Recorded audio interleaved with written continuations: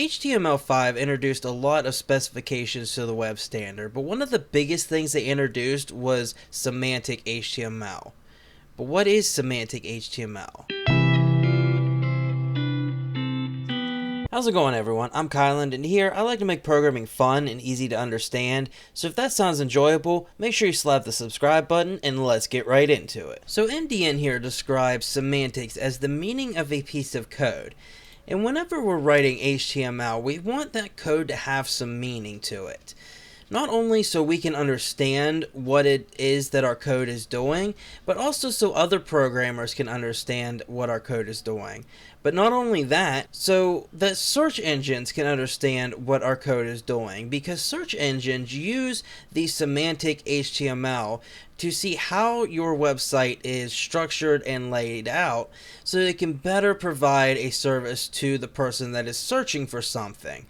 And if you've just got a bunch of divs, then the search engine has no idea how your structure is laid out, and your website's going to rank a lot lower than it normally would. So now let's jump over to the code and see what kind of semantic HTML tags we have available. One of the first semantic HTML tags we're going to take a look at is the nav tag, and this is to denote that this is a navigational element. Now the nav tag is a lot like a div tag, but it describes that it's going to be used for a navigational element. Anything that helps the user navigate around your website, links to other pages, stuff like that, a nav bar at the top, a nav bar at the side, doesn't really matter. If it's a navigational element, you probably should wrap it in a nav tag. And it makes it a lot easier if you have hundreds or even thousands of lines of HTML to understand that, hey, this is where the nav starts and this is where the nav ends at, so you can more easily understand the structure of your code. Now another type of semantic HTML tag that we can use is called a header tag. And this is not to be confused with the head tag, which is always going to be included in every web page. But this header tag is used to describe that it is a header. So whether it be the header for the page, whether it be the header for an article, whatever it be, it's going to be a header. And to complement the header tag very nicely, we've also got a footer tag. Now the footer tag does exactly as it sounds. It creates a footer, and this is generally thrown at the bottom of the page. A lot of times it has navigational elements inside of it that allow the user to move from page to page to page, and it just describes that pretty much reach the end of the page or the section that you're currently in. So now let's take a real world look at somewhere where we would use some of these semantic HTML tags. So I've just pulled up this article here from Stanford University about how ChatGPT is going to change the world. But we're not here for that. So right here we've got the header, which is this whole section right here where it's got the logo and it's got a search bar, and then it's got some navigational items here, and then it's got the header of the article. Now this whole section should be contained inside of a header tag. And then underneath of that, we've got an article, and this should be inside of an article tag, which is another semantic HTML tag.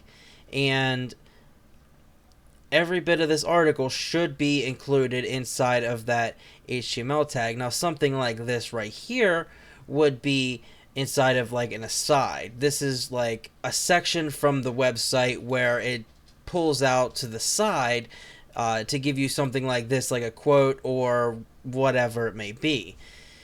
Now down here we've got the footers, which this should all be. It might be one, it might be two, depending on how it was set up. But you've got footers down here for the page, and it's got the logo again, and it's got some copyright information down here, and then it's got some navigational items down here as well. Now I don't know exactly how the HTML for this web page is written, but if I were the one writing this web page, I would take this right here, this whole section right here, and that would be inside of a header.